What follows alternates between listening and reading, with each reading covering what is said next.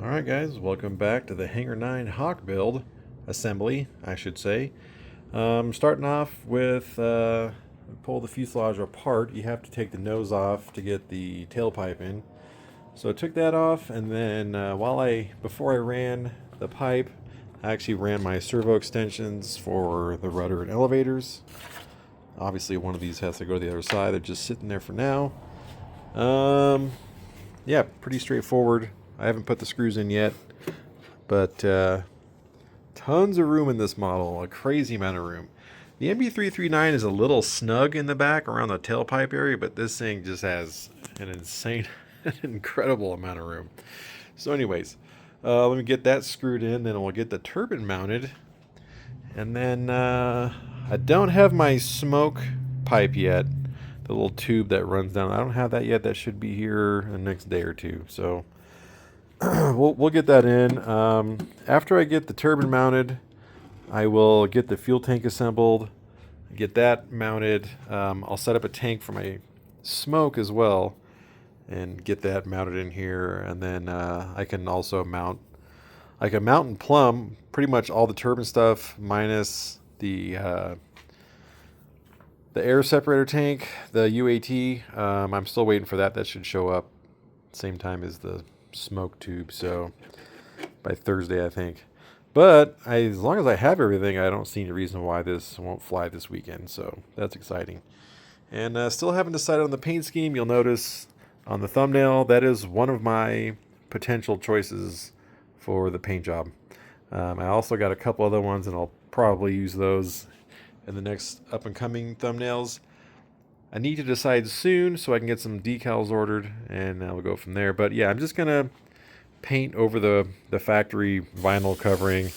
It'll actually stick halfway decent to this. So anyways, let's start bolting stuff in. All right, so we have installed the turbine. I'm using 632 bolts and blind nuts. They say just to use wood screws, but I don't know about that. 38 pounds of thrust. And a $6,000 model with wood screws holding the motor in. So, I mean, they're holding the pipe in, I guess. So, what's the difference? But anyways, using 632 screws with or bolts with blind nuts, and she's all set up. I did end up putting a little shim up here to kind of tighten up the back area. It was a little loose in there, but anyways, there's the motor. And I ended up flipping the pipe over. I had it the other way originally, but the turbine wasn't very well centered that way, so I think these tabs are slightly offset, so I turned it over. That's bolted in. I blew the fuselage out, make sure there's no debris in there. That looks so small. That's a 170. Anyways, we're moving on to the fuel tank. I've got this set up. I've got safety wire on the clunk and the line. And then I have this tank, which I got with my P-47. It's a fuel tank. It's a roto something or other. Anyways, there's a little spinny thing inside. Can't hear it really. But anyways, the clunk actually spins inside. So this is going to be my smoke tank. It's 32 ounces. Yeah, 32 ounces. So that should be a pretty good amount of smoke.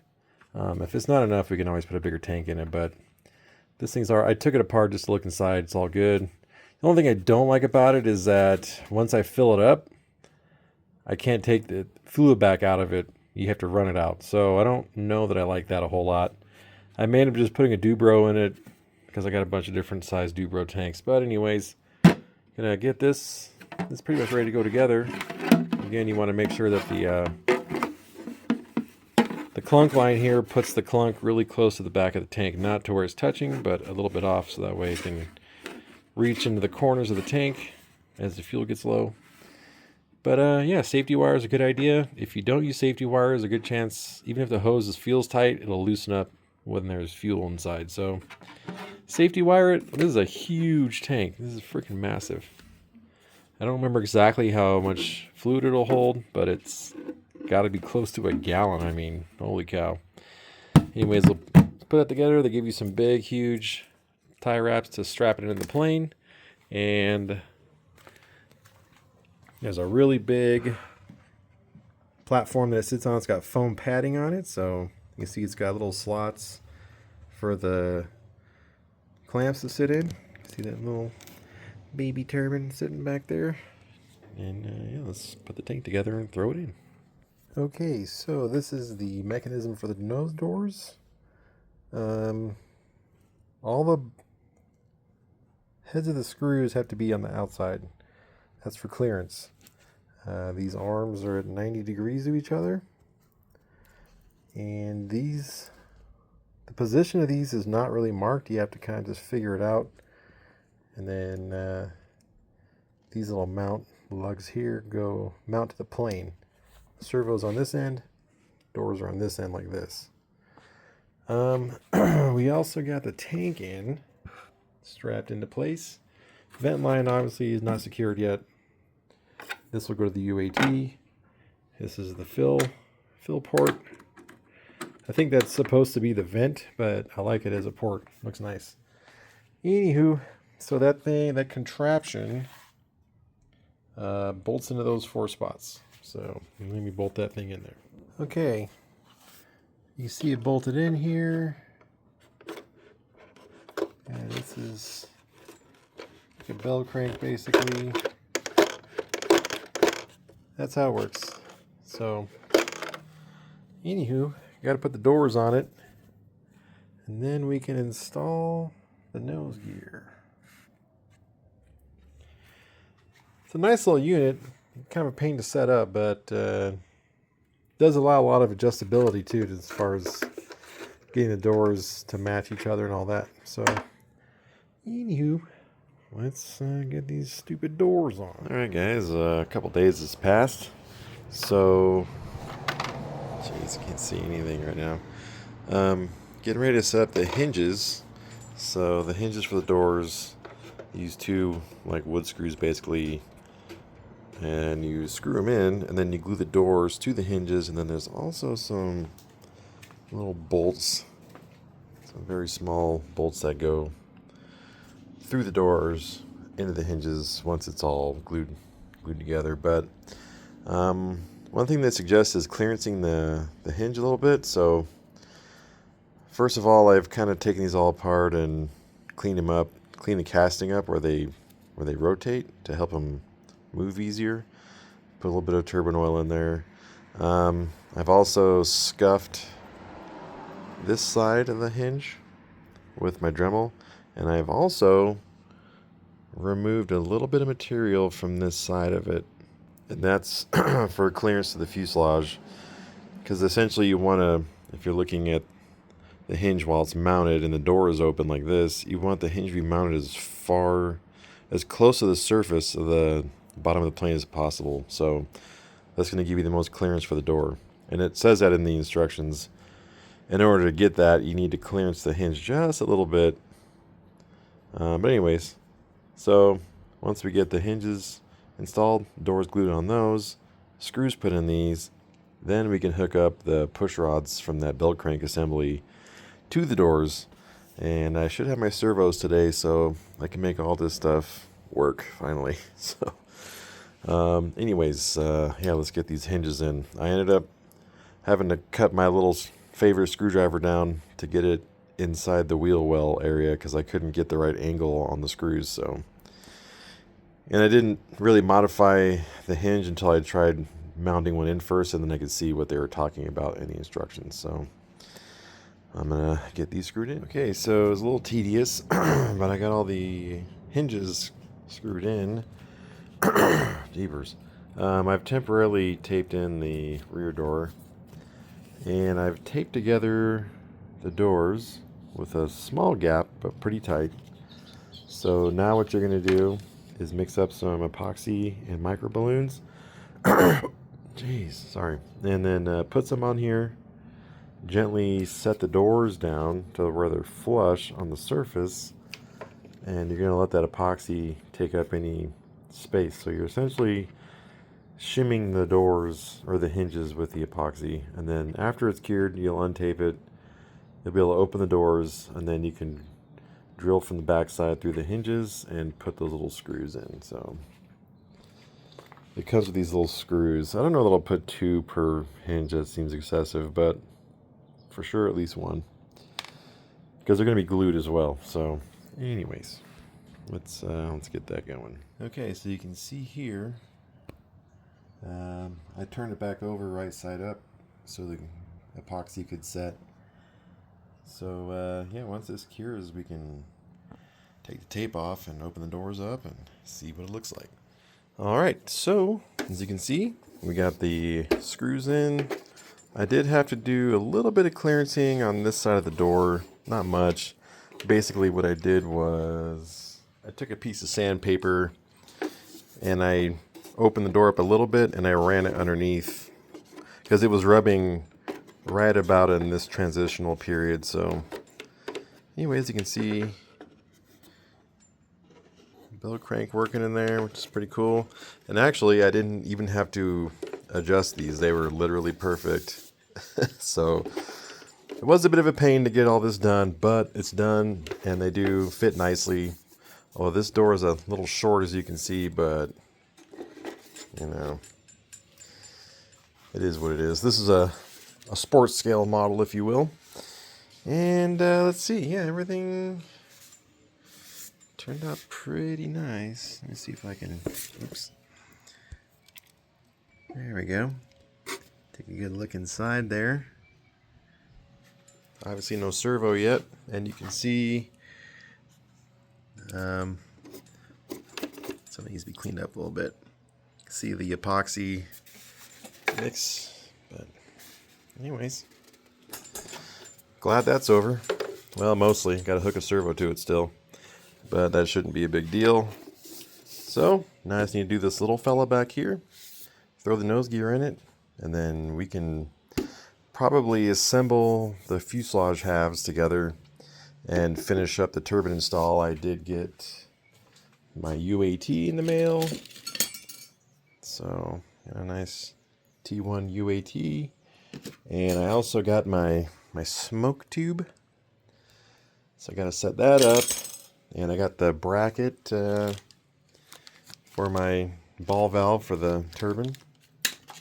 And let's see, I think yeah, I think a lot of everything, well, not everything, but a lot of the stuff I'm waiting for, servos and extensions and stuff like that, will be here today. So I might end up, I'm probably going to end up waiting on just servo arms and the batteries, although I could probably fly it on some different batteries. I ordered some 2S LiPo receiver packs, and typically I just run 2S Lifey on basically everything that I have.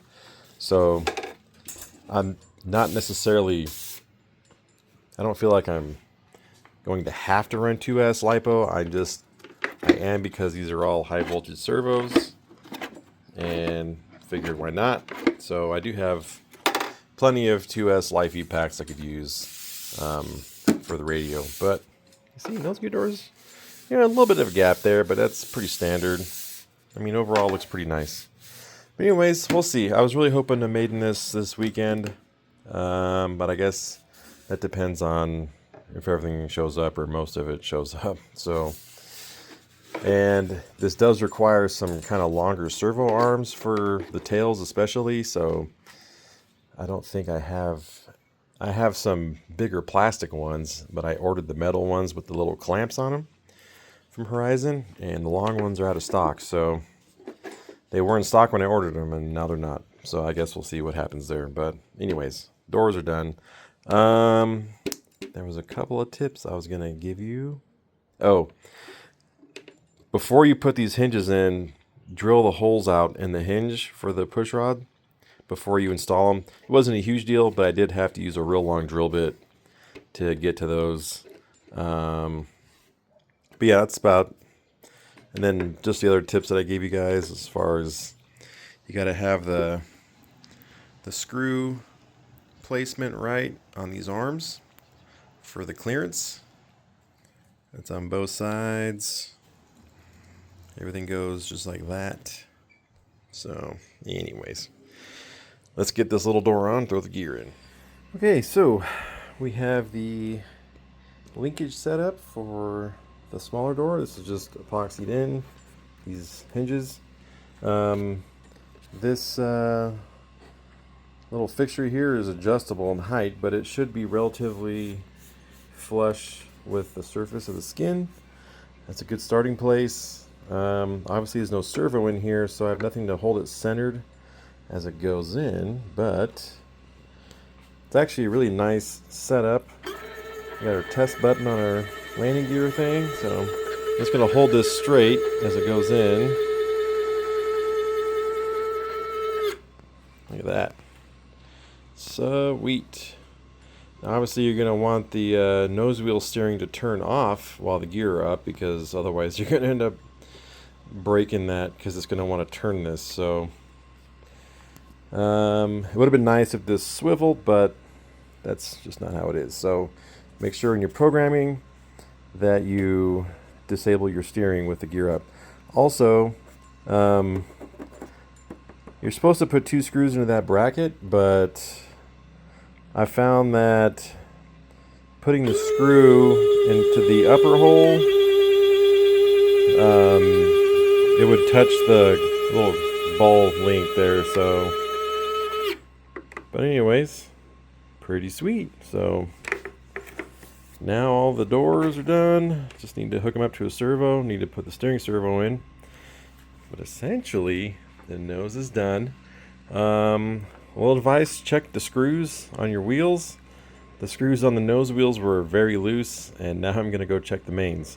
In fact, the only reason I checked them is because one of them was literally falling out. So make sure those are all snug.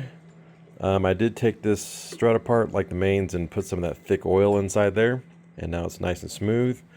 But yeah, just need to put servos in it now. So I'm going to go ahead and assemble the fuselage and get all the turbine stuff finalized, and then I got to do the main gear inner doors, and then after that I'm just waiting on servos and servo extensions. So that's where we're at. Okay, we are moving on to the gear doors for the mains. You do have to clearance. There's a plywood bulkhead or a plywood piece with that fiberglass on top of it. Looks like carbon fiber, but it's fiberglass. And you have to kind of grind that away to get the hinge closer to the skin. It says it in the manual, but you can see here with the hinges collapse that they're going to fit real nice. So I kind of did the same thing on these hinges as the nose gear ones. I scuffed up the one side, and I also clearanced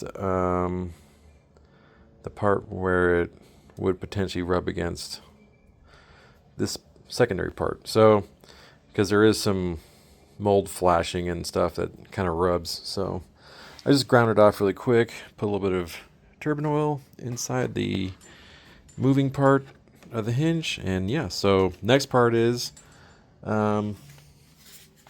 here's the door.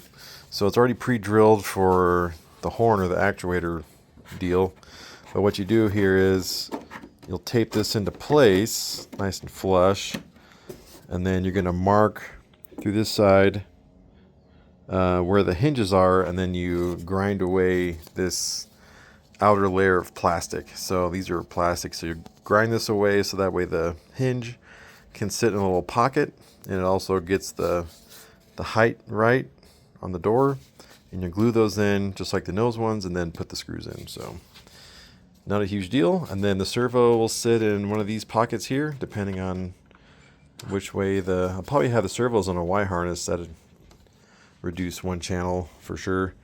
So you should be able to have them oriented the same direction. That way you don't have to have them on separate channels.